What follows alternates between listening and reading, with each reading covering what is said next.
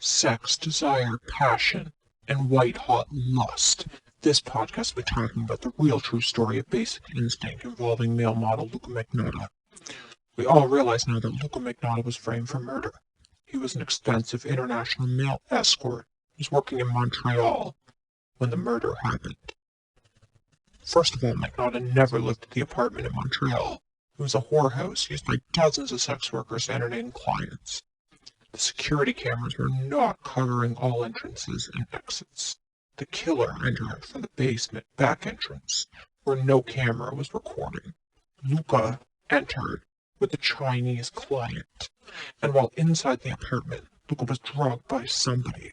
Luka fell asleep drunk on the sofa and had no idea what happened. Manny Lopez and Derek McKinnon entered and committed the murder. Luka woke up and found the ice pick covered in blood. Luka was shocked, had no idea what happened.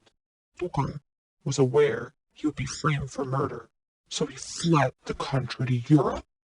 Luka completely denies any Basic Instinct connection I've heard.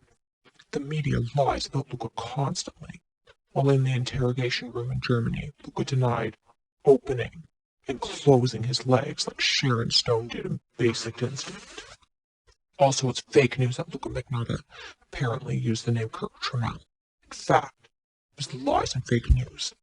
Luka's client registered that name at the hotel, not Luka. Magnotta never used the name Tramell.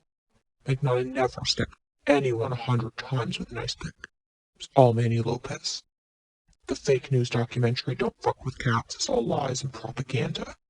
Animal activist stalkers had zero connection to Magnotta's arrest, his life, or his trial. Frankly, they are completely irrelevant to the life of Luka Magnotta.